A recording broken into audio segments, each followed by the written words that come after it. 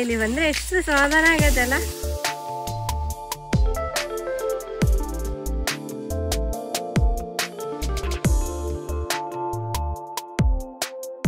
ಅದು ಗಿಡ ಕಾಣಿಸೋದೇ ಇಲ್ಲ, ಏನಿದು ಒಂಥರ ಇದೆ ಅನ್ಸುತ್ತೆ.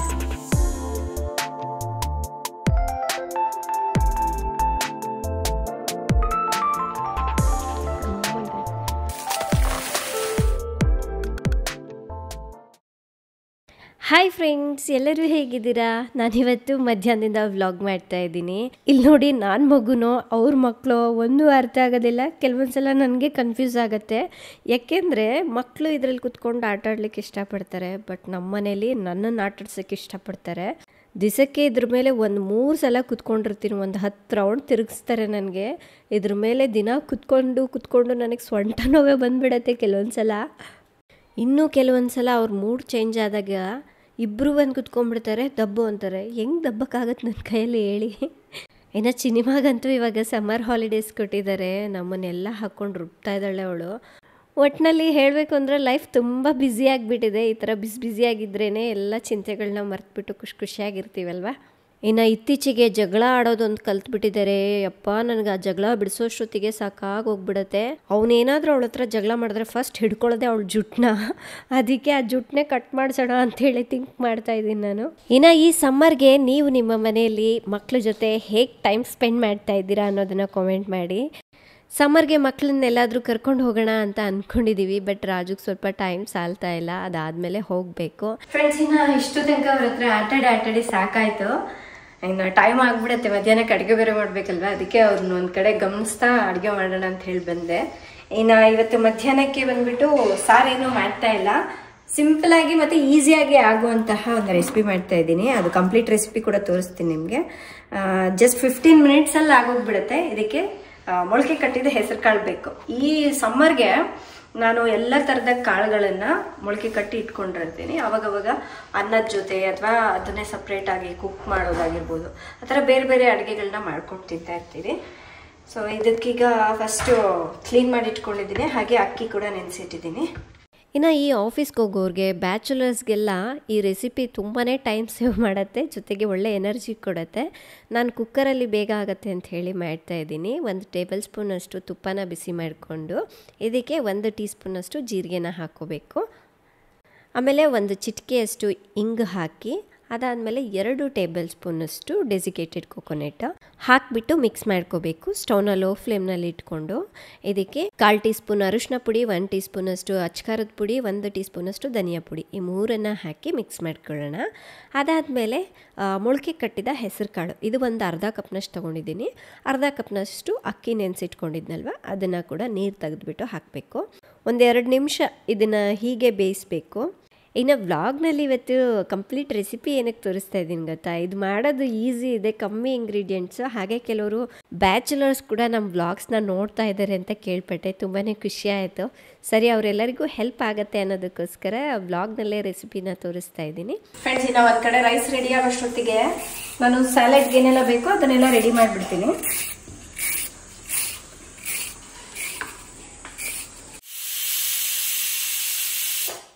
ಎಲ್ಲ ತರಕಾರಿಗಳನ್ನ ಹಾಗೆ ಸ್ವಲ್ಪ ಮಾವಿನಕಾಯಿನ ಕೂಡ ಕಟ್ ಮಾಡಿ ಇಟ್ಟಿದ್ದೀನಿ. ಇದನ್ನು ಸ್ವಲ್ಪ ಸ್ಟೀರ್ ಫ್ರೈ ಮಾಡ್ಕೊಳ್ತೀನಿ. ಸ್ವಲ್ಪ ಕೊಬ್ಬರಿ ಎಣ್ಣೆಯಲ್ಲಿ ಇದನ್ನು ಹುರಿತಾ ಇದ್ದೀನಿ. ಸ್ವಲ್ಪ ಕಾಳುಮೆಣಸು ಹಾಗೆ ಉಪ್ಪನ್ನು ಹಾಕಿ ಮಿಕ್ಸ್ ಮಾಡ್ಕೋಬೇಕು. ಜಸ್ಟ್ 2 ಮಿನಿಟ್ಸಲ್ಲೇ ರೆಡಿ ಆಗುತ್ತೆ. ಫ್ರೆಂಡ್ಸ್, ಇವತ್ತು ಸ್ವಲ್ಪ ತೋಟಕ್ಕೆ ಹೋಗಿ ಬರ್ಬೇಕು ಅಂತ ಅನ್ಕೊಂಡಿದ್ದೀನಿ, ಅದಕ್ಕಾಗಿ ರೆಡಿ ಆಗ್ತಾ ಇದ್ದೀನಿ. ಈ ರೀತಿ ಹೊರಗಡೆ ಹೋಗ್ಬೇಕಾದ್ರೆ ತುಂಬಾ ಜನರು ಫ್ರೇಗ್ರೆನ್ಸ್ ಅನ್ನ ಹಾಕೊಂಡು ಹೋಗ್ತಾರೆ. ಕೆಲವು ಜನರಿಗೆ ಹೆವಿ ಫ್ರೇಗ್ರೆನ್ಸ್ ಅಂದ್ರೆ ಇಷ್ಟನೇ ಆಗೋದಿಲ್ಲ. ಅದೇ ರೀತಿಯಾಗಿ ನನಗೂ ಕೂಡ ಅಷ್ಟೇ ಮೈಲ್ಡ್ ಆಗಿರ್ಬೇಕು ಅಂತ ಹೇಳಿ ಆಸೆ ಪಡ್ತೀನಿ.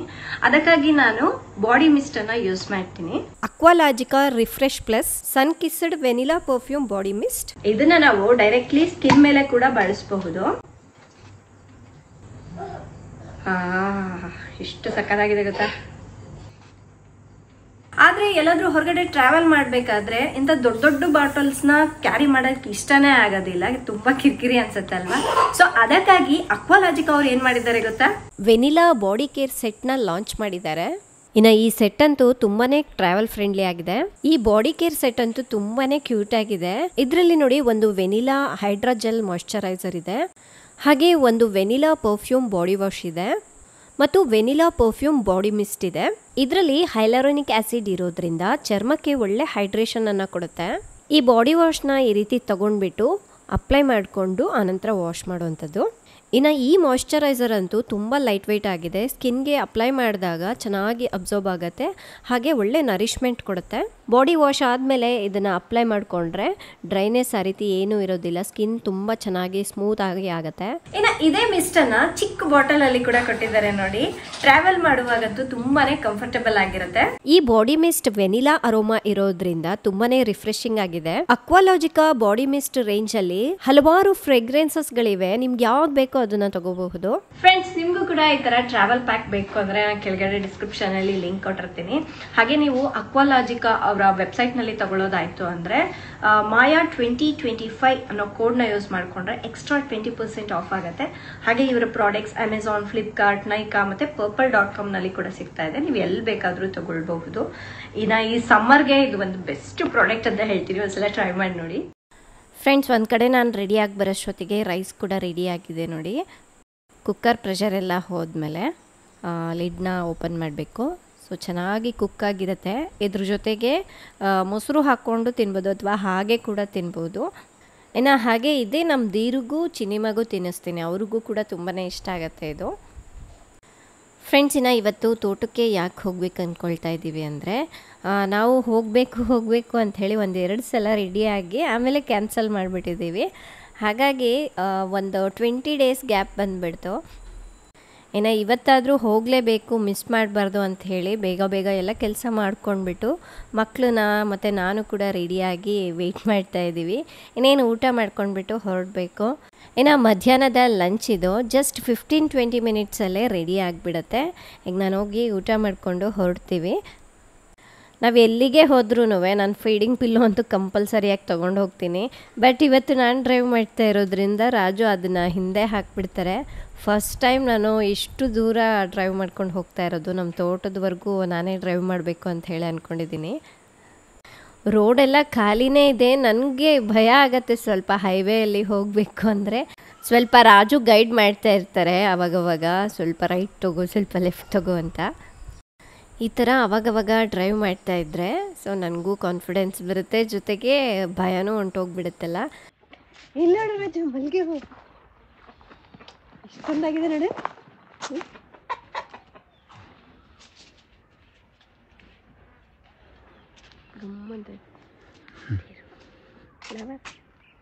ಅಲ್ಲಿ ನೋಡು, ಒಂದು ಬಾಳೆಗೊನೆ ಎಷ್ಟು ದೊಡ್ಡದಾಗಿದೆ ನೋಡಿದೆ. ಅದು ಬಾಳೆಗೊನೆ ದೊಡ್ಡದಾಯ್ತಾ? ಇನ್ನೂ ಇಲ್ಲ ರಾಜನ? ಇನ್ನೊಂದು 15 ದಿವಸ ಬೇಕು. 15 ದಿವಸ ಬೇಕಾ? ಸೈಜ್ ಬಂದ ಕಾಯಿ ನುಗ್ಗೆಕಾಯಿ ನೋಡ್ರಿ ರಾಜು, ಎಷ್ಟೊಂದಾಗಿದೆ ನುಗ್ಗೆಕಾಯಿ. ಸಿಕ್ಕಾಪಟ್ಟ. ಇನ್ನ ಒಳಗಡೆ ಗಿಡಕ್ಕೆಲ್ಲ ಇನ್ನ ತುಂಬಾ ಬಂದಿರುತ್ತ. ಇದಾಗ್ಲೇ ನಮ್ಮ ಮನೆ ಹತ್ರ ಹಣ್ಣು ಬಿಡ್ತಾ ಇದೆ. ಅದು ಚೆರ್ರಿ ಹಣ್ಣು ಅಂತ. ಚೆರ್ರಿ ಹಣ್ಣು ಹುಳಿ ಇರುತ್ತೆ ಅದು ಕಾಯಿ. ಏನೋಪ್ಪ ನಮ್ಮ ಮನೆ ಹತ್ರ ಹಾಕೊಂಡಿದ್ದೇನಲ್ಲ ಅದ್ರಲ್ಲಿ ಆಗ್ಲೇ. ಏನದು? Cherry fruit. ಮನೆ ಹತ್ರ ಒಂದೇ ಒಂದು ಬಂದಿದೆ. ಅದಾ ಹೂಗಳಾಗಿದೆ. ಬದನೆಕಾಯಿ ನೋಡಿಲಿ, ಅಲ್ಲಿನೂ ಅದೇನೋ ವೈಟ್ ಬದನೆಕಾಯಿ ಬಂದಿದೆ. ಅದು ಬೇರೆ. ಅಲ್ವಾ ಬದನೆಕಾಯಿ ಅವ ಅಲ್ವಾ? ಹೌದಾ? ಎಲ್ಲಿ?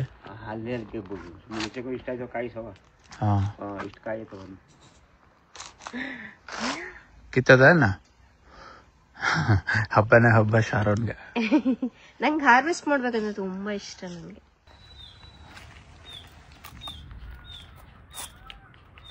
ನುಗ್ಗೆಕಾಯಿ ಕಿತ್ಕೊಂಡವಾ? ಕಿತ್ಕೊಡಿ. ಬಂತೈತವ ಕಾಯಿ ಯಾಕ ತಕೊಡು. ಅದು ಕಟರ್ ಇದೆ ಅಲ್ವಾ, ಕಟರ್ ತಗೊಂಡು ಕಟ್ ಮಾಡಿ.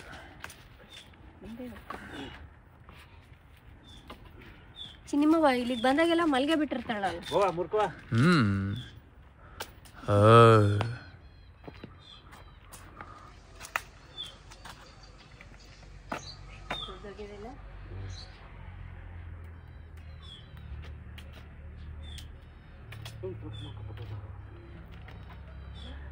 ನೋಡ್ರಜು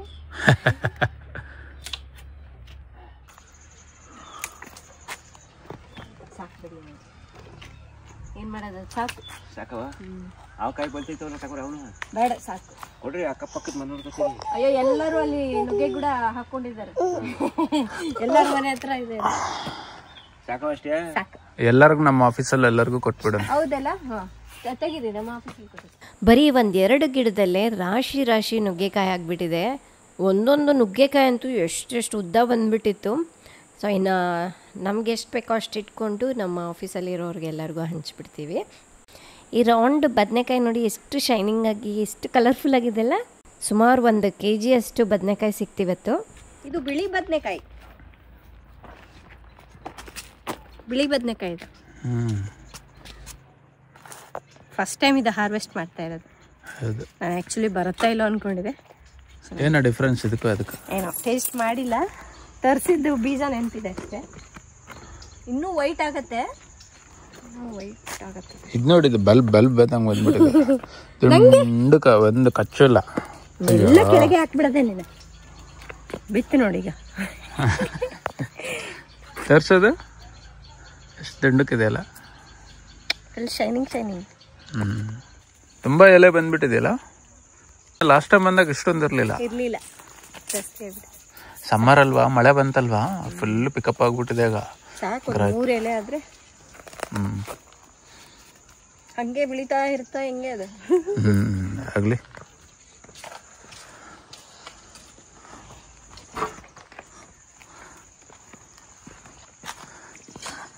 ಕರ್ಬೇವಿನ ಸೊಪ್ಪು ತುಂಬಾ ಆಗಿದೆ.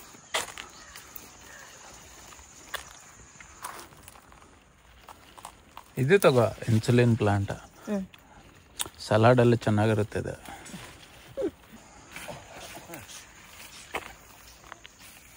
ಚೆನ್ನಾಗಿತ್ತಲ್ಲ ನಾಟಿ ಸೊಪ್ಪು. ಬಾ, ಘಮ ಘಮ ಘಮ.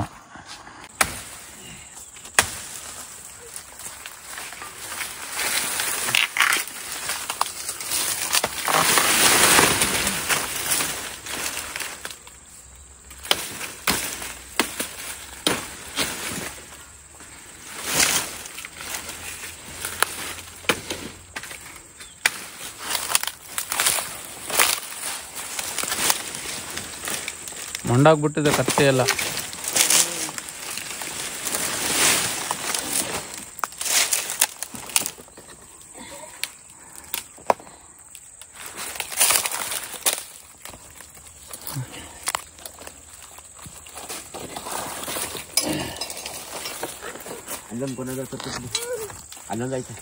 ಫ್ರೆಂಡ್ಸ್, ಇಲ್ಲಿ ಒಂದು ಕರ್ಬೇವಿನ ಗಿಡ ಇಷ್ಟು ದೊಡ್ಡದಾಗಿರುತ್ತೆ. ನಾನು ನೋಡೇ ಇಲ್ಲ, ಈಗ ಸೈಡ್ ಬಂದೇ ಇಲ್ಲ.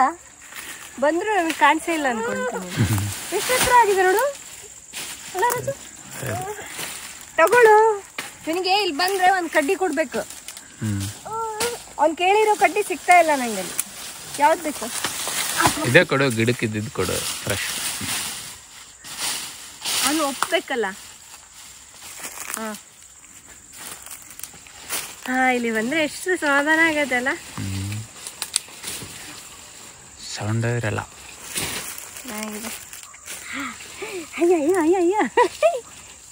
ಓ, ಅಲ್ಲಿ ರಾಜಣ್ಣ ನುಗ್ಗೆಕಾಯಿ ಕಿತ್ತಿದ್ರಲ್ಲ ಆ ಕೋಲಿಂದ. ಇವ್ ನಂಗೆ ನನಗ್ ಬರಲ್ಲ ಅದು ಕೀಳಕ್ಕೆ.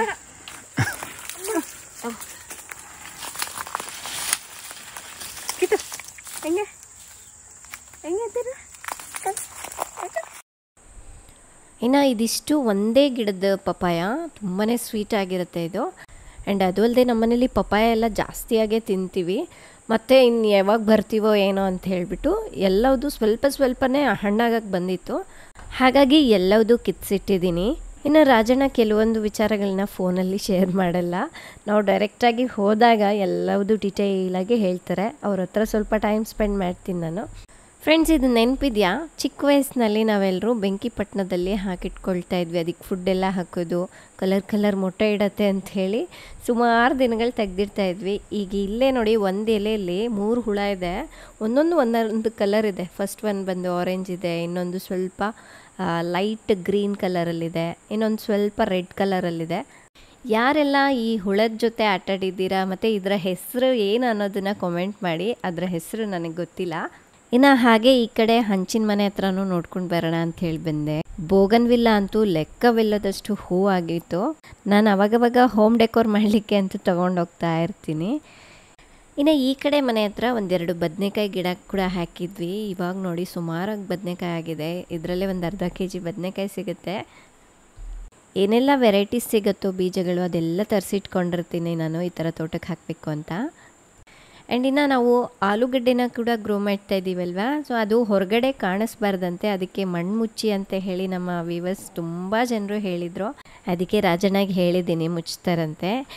ಹಬ್ಬ, ಇನ್ನು ಈ ಮನೆ ಹತ್ರ ಇಷ್ಟೊಂದು ಹಾರ್ವೆಸ್ಟ್ ಮಾಡಿದ್ದೀವಿ ಬದನೆಕಾಯಿ. ಅದ್ರ ಜೊತೆ ಸ್ವಲ್ಪ ವಿಳೆದೆಲೆ, ಸ್ವಲ್ಪ ಬೀನ್ಸ್ ಸಿಕ್ಕಿದೆ. ಇನ್ನು ಲಾಸ್ಟ್ ಟೈಮ್ ತೊಗೊಂಡು ಹೋಗಿರೋ ಮೊಟ್ಟೆ ಎಲ್ಲ ಖಾಲಿ ಆಗಿಬಿಟ್ಟಿತ್ತು. ಆ್ಯಂಡ್ ಅದಾದಮೇಲೆ ನಾನು ಹೊರಗಡೆಯಿಂದ ಎಲ್ಲೂ ತರಿಸೇ ಇರಲಿಲ್ಲ. ಇನ್ನು ಇವತ್ತು ಇಷ್ಟೊಂದು ಮೊಟ್ಟೆ ಇದೆ ನೋಡಿ.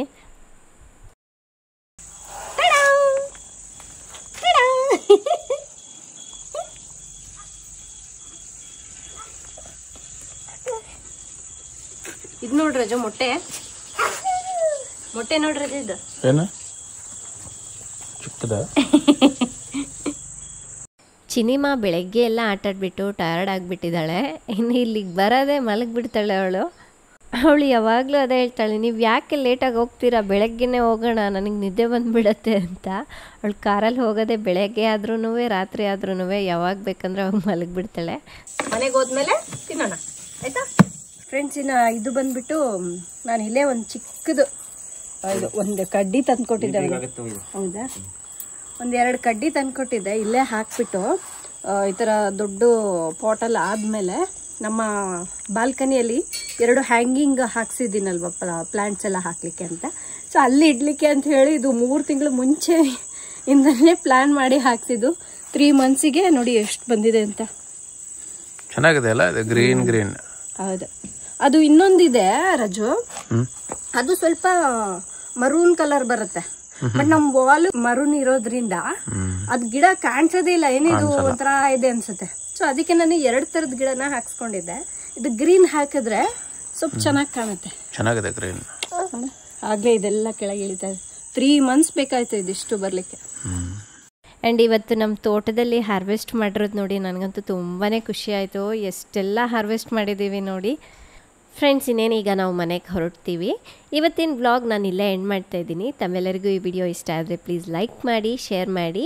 ನಾಳೆ ಇನ್ನೊಂದು ಹೊಸ ವಿಡಿಯೋದೊಂದಿಗೆ ಮತ್ತೆ ಸಿಗ್ತೀನಿ. ಅಲ್ಲಿವರೆಗೂ ಟೇಕ್ ಕೇರ್, ಬಾಯ್.